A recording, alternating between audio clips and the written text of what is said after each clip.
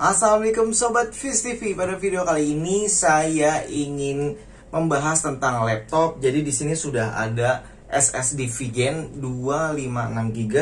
Terus kemudian di sini juga ada HDD KD. Jadi fungsinya buat apa sih? Mungkin kita bahas dulu untuk sejarah laptop ini. Laptop ini waktu itu saya beli tahun 2013. Jadi sekarang 2020 udah menuju akhir tahun ya.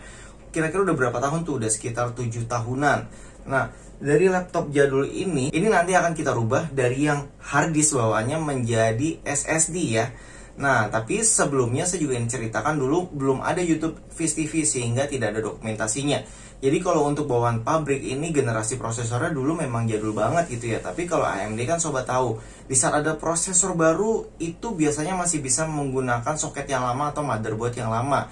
Jadi ini bertahan selama 3 generasi. Jadi waktu laptop ini datang gitu itu masih generasi, ibaratnya generasi pertama deh. Terus kemudian ada generasi kedua dan generasi ketiga yaitu Richland. Jadi untuk laptopnya ini juga sudah saya upgrade. Dari prosesor bawaan laptopnya itu saya upgrade paling tinggi, yaitu CPU-nya yang Richland. Jadi ini udah paling mentok lah untuk motherboardnya. Dengan CPU Richland tuh udah paling high, udah nggak bisa diganti-ganti lagi. Dan untuk Richland-nya juga udah A10, bener-bener udah mentok gitu. Kemudian untuk RAM-nya, ini bawaan pabrikan cuma 4GB. Jadi sudah saya upgrade juga nih ke 8GB. Sebenarnya ada juga sobat yang sudah pernah upgrade ke 16GB dan itu support. Dan untuk speednya memang udah mentok di 1600 MHz. Jadi ya nggak bisa di-upgrade lagi speednya ya. Karena memang support motherboardnya mentoknya di segitu. Terus di sini saya mau menginformasikan bahwa sebenarnya laptop itu, terutama yang AMD ya, itu bisa di-upgrade. Beberapa ada sih yang memang Intel juga bisa di-update, tapi kebanyakan yang Intel itu nggak bisa di-upgrade karena prosesornya tertanam dengan motherboardnya, jadi SoC ya, System on Chip. Tapi kalau untuk AMD itu lebih banyak yang memang chipnya atau prosesornya itu bisa diganti atau di-upgrade gitu. Nah, di sini udah ibaratnya udah hampir semuanya saya upgrade. Tinggal satu yang belum di-upgrade yaitu harddisknya saya ganti ke SSD-nya. Nanti saya menggunakan VGen ini. Dan di sini ada HDD KD, fungsinya apa? Jadi untuk harddisk bawaan laptopnya akan tetap saya gunakan. Jadi udah 7 tahun nih masih sehat aja nih laptopnya atau harddisknya. Jadi nanti harddisknya itu saya akan masukkan ke HDD KD. HDD KD ini adalah, kalau sobat tahu ya, laptop zaman dulu kan ada slot DVD-nya. Jadi ini slot DVD-nya kita gantikan oleh HDD KD ini. Kemudian yang SSD-nya akan saya taruh menggantikan harddisk aslinya dari laptop ini. Oke, jadi dalam video ini akan saya dokumentasikan perbedaan performanya dari yang sebelumnya menggunakan harddisk, kemudian kita gunakan SSD. Yuk kita simak videonya. Oke sob, sebelum kita pasang ini kita unboxing dulu ya. Jadi untuk SSD-nya saya menggunakan VGen yang ukurannya 2,5 inch 256GB dan SSD SATA 6Gbps untuk kecepatannya. Di sini untuk kecepatan membacanya itu 550 Mbps dan untuk write-nya atau menulisnya 477 Mbps. Jadi beda jauh ya sama harddisk. Kemudian di bagian belakangnya di sini tertulis untuk transfer rate-nya itu yang tadi ya 6 Gbps atau SATA 3.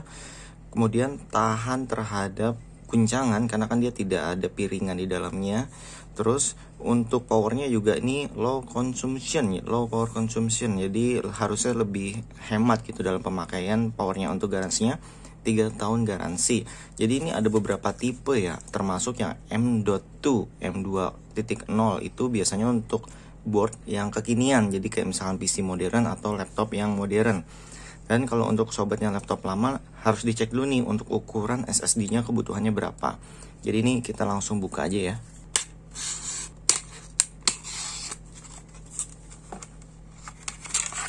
Oke, jadi seperti ini, kecil ya dalamnya. Jadi memang sebesar harddisk yang 2,5 inch. Oke, ini cukup ringan sekali. Jadi benar-benar ringan banget, enteng banget. Sekarang kita lanjut lagi bongkar yang HDD KD. HDD KD bukanya dari samping aja seperti ini. Dan kalau sobat yang membeli ini jangan sampai salah ya, karena ini ada 2 tipe. Kalau laptop saya kan yang jadul ya 2013, jadinya tebel. Terus kalau sobat yang punya laptop kekinian masih ada DVD-nya ya, di sampingnya itu belinya yang kecil. Ini 12 mm, ada yang lebih kecil lagi, kalau nggak salah 7 atau 8 mm. Jadi sobat pilihnya yang tipis. Jadi Ini nanti untuk tempat hard disk ya, bukan tempat SSD, karena SSD-nya akan saya tempatkan di tempat hard disk bawaan laptop ini. Jadi yuk sekarang kita tes dulu nih performa laptopnya, bagaimana sebelum dan sesudah diganti SSD. Oke sob, yang pertama kita tes dari mulai menyalakan laptop ini ya. Kira-kira akan membutuhkan berapa detik sampai masuk ke Windows. Jadi saya gunakan stopwatch di kanan sini. Oke langsung aja, ini saya klik nyalakan dan play stopwatchnya.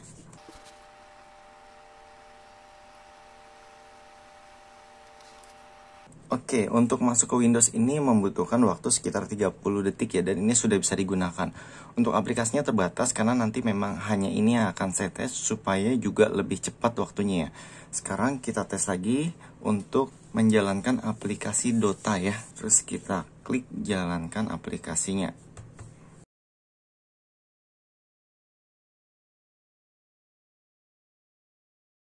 Oke, jadi sekitar memakan waktu 4 menit lebih ya.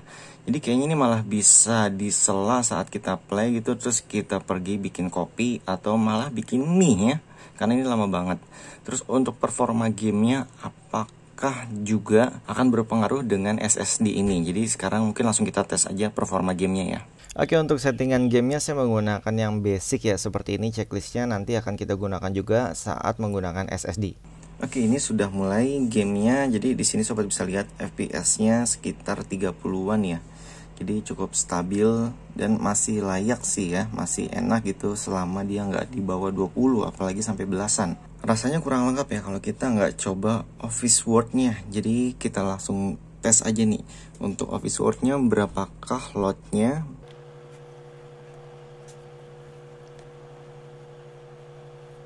Oke, sampai Office menyala seperti ini, itu membutuhkan waktu sekitar 15-18 detik ya.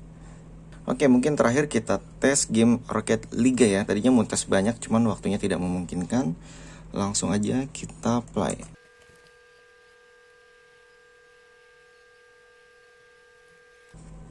Oke, di sini kita mendapatkan waktu loadnya sekitar 50-an. Seperti biasa untuk settingannya kita hafalin dulu ya, seperti ini. Nanti kita coba di SSD juga sama seperti ini. Oke, sobat bisa lihat di sini ya. Gamenya berjalan sekitar 40-an sampai 50-an FPS. Jadi mungkin sekarang kita langsung aja proses penggantian SSD dan harddisknya ya. Oke, langsung aja ya. Jadi yang pertama sobat lakukan kalau misalkan mau masang HDD itu buka bagian DVD-nya. Ini sudah saya buka, tapi saya lupa naruhnya di mana gitu. Itu cukup membuka baut yang ada di sini. Satu aja, itu langsung bisa ditarik, dilepas. Jadi cukup mudah. Kecuali untuk laptop yang terbaru biasanya nggak ada bagian belakang begininya. Jadi dia harus bongkar dari depan dari keyboardnya. Tapi karena laptop jadul, keuntungannya adalah kita bisa bongkar dengan mudah di sini. Untuk laptop jadul seperti merek Acer, Asus itu sama ya. Di sini saya menggunakan Acer S1451G. Oke, ini listriknya sudah dilepas ya. Kemudian di sini sobat bisa lihat ini adalah harddisknya. Dan ini yang akan kita lepas, kita gantikan menggunakan SSD. Jadi kalau dilihat dari ukurannya sama ya. Oke, kita langsung lepas aja.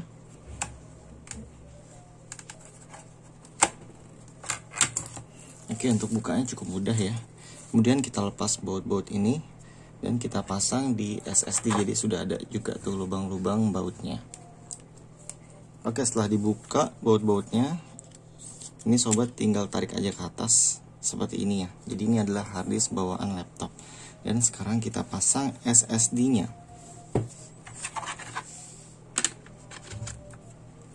Kita pasang kembali baut-bautnya ya.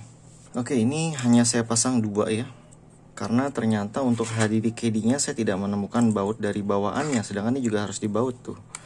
Jadi saya bagi 2 aja, saya pasang 2 di sini dan nantinya saya pasang 2 di HDD-KD.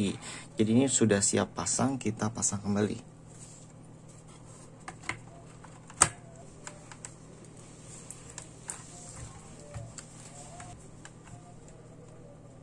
Oh ya, mungkin ada sobat yang penasaran. Jadi ini adalah wifi cardnya ya. Ini juga sudah saya ganti dengan yang lebih baik karena sebelumnya itu sudah lemah. Dan ini RAM-nya, bertumpuk ada 2. Jadi bawaannya itu cuma 1. Jadi yang bisa diganti itu sebenarnya nggak cuma RAM, gak cuman WiFi, gak cuman nih. Jadi di dalam sini juga ada kipas, kipasnya juga bisa diganti, baterainya ya udah pasti bisa diganti ya, bisa tinggal dicopot. Terus untuk sound systemnya juga sebenarnya bisa diganti, karena kan sound system bawaan laptop kadang jelek ya, kita bisa ganti dengan yang bermerek mungkin lebih bagus. Tinggal disesuaikan ukurannya aja sama port-portnya. Termasuk layarnya juga bisa diganti. Pernah ada di grup yang mengganti layar ini kan cuma 720 ya, diganti menjadi 1080p. Asal soketnya sama itu bisa, dan rata-rata biasanya belinya dari luar negeri, seperti dari Cina gitu contohnya ya. Oke, ini sudah terpasang, kita tutup kembali. Oke, sekarang kita pasangkan harddisknya di HDD KD ini. Pemasangan juga cukup mudah kok, tinggal ditaruh saja seperti ini, kemudian kita dorong. Setelah itu kita pasang baut-bautnya. Oke, ini sudah terpasang rapi ya, sudah rapet. Jadi agak keras masukinnya karena memang baru portnya. Kemudian untuk bautnya saya pakai 2 ya, di sini sama di sini, karena pinjem punya yang tadi di sini karena belum ada gantinya. Mungkin kalau ada nanti tinggal dipasang aja. Kemudian saatnya kita pasang ke laptopnya. Dan untuk mur baut di sini juga ternyata hilang ya. Jadi saya pisahkan, saya ambil satu untuk dipakai di sini nanti. Sekarang kita pasang. Oke, ini sudah masuk, dan seharusnya ini ditutup oleh bawaannya DVD laptopnya ya. Karena hilang dan tidak ketemu, dan untuk nyarinya lama gitu, mendingan ya udah kita lanjut aja dengan apa adanya gitu ya. Tapi ini aman kok, ini sudah cukup. Kemudian saatnya kita tutup bautnya di sini. Oke, jika sudah kita langsung balik lagi, dan ini belum terinstall operasi sistem ya. Jadi saya sudah menyiapkan flash disk, tadi sudah download dari website Windows-nya langsung, kemudian saya flash ke flash disk ini untuk bootable-nya. Kalau sobat tidak paham silahkan googling sendiri ya caranya. Dan sebelumnya saya menggunakan Windows Ori di sini. Jika kita ganti SSD-nya, apakah Windows tersebut hilang ya orinya? Jadi kita langsung buktikan aja, kita install ya. Oke, sekarang kita langsung mulai nyalakan dan langsung tekan masuk BIOS ya. Setiap laptop beda-beda. Kalau di Acer S1451G tekan F2. Ini sudah masuk. Kemudian di sini kita pilih bootnya. Untuk bootnya kita naikkan yang USB flash disk ya. Kita naikkan ke atas. Dan untuk BIOSnya di sini kan kita masih menggunakan legacy BIOS ya. Ini adalah yang lama. Terus karena saya sudah update, saya bisa menggunakan UEFI. UEFI ini adalah format terbaru. Jadi saya pakai UEFI sekarang, kemudian kita save dan kita langsung coba ya. Oke, ini sudah langsung masuk ke USB yang tadi ya untuk bootable-nya. Kemudian untuk bahasa atau jamnya ini ya, ini mungkin langsung saya ganti Indonesia dulu. Kemudian untuk bahasanya nggak apa-apa, Inggris aja, dan kita pilih next. Jadi ini install seperti biasa ya. Tapi kita lihat seberapa cepat sih untuk waktu installnya. Terus untuk harddisknya sendiri tuh masih pakai format MBR ya, yang legasi lama apakah bisa kebaca? Karena sekarang saya sedang install untuk mode yang format GPT di SSD-nya, jadi yang mode terbaru tadi. Dan untuk produk key-nya kan saya nggak apal karena aktivasinya online, jadi kita langsung next aja ya, atau I don't have product key. Jadi nanti kita aktivasinya secara online. Biasanya dia akan otomatis kalau memang kita sudah punya Windows Ori dan versi key saya adalah digital. Terus kita pilih Windows Pro ya, karena terakhir saya menggunakan Windows Pro. Mungkin biar bisa terlihat berapa lama, ini jam 5 pagi dengan lewat 22 menit. Jadi kira-kira berapa lama nanti kita cek ya untuk waktu instalasinya. Jadi kita langsung install Windows aja. Oke, kalau di sini sih terbaca ya, untuk harddisknya yang lama itu kebaca. Sudah saya pasang juga ya tadi di HDD KD. Sekarang kita mungkin harus format yang ini nih, unallocate space, karena memang ini belum diisi apa-apa untuk SSD-nya. Jadi SSD juga nggak full seperti tulisan 256, karena kan buat sistem SSD-nya juga kepake sob. Terus ini langsung aja kita apply. Terus kita oke lagi. Ini sedang memformat SSD-nya. Oke, sudah selesai. Jadi kalau GPT itu banyak partisinya ya. Dan kita langsung sekarang format aja atau next aja ya. Langsung kita pilih yang SSD-nya tadi, kita next, dan berapa lamakah nunggunya nih. Oke sob, jadi dari instalasi tadi ini sudah selesai ya. Udah meribot gitu maksudnya, dan di sini bisa kita lihat jamnya 5.27, artinya cuma 5 menit untuk proses instalasinya. Jadi ini adalah finishing dari instalasi yang sudah kita lakukan pakai flash disk tadi. Kita tunggu berapa menit ya. Dan untuk tahap ini terserah ya, ingin dinyalakan atau dinonaktifkan. Kalau saya sebagian saya nonaktifkan karena ini kan ngirim data ke Microsoft ya. Jadi saya pribadi enggan gitu ya, males. Jadinya saya matikan saja. Oke sob, ini sudah menyala ya dengan beberapa settingan yang tadi memang saya agak lama karena sempat restart laptop, dan ini menit jam 5:37. Jadi dari 22 ke 37 itu sekitar 15 menit ya.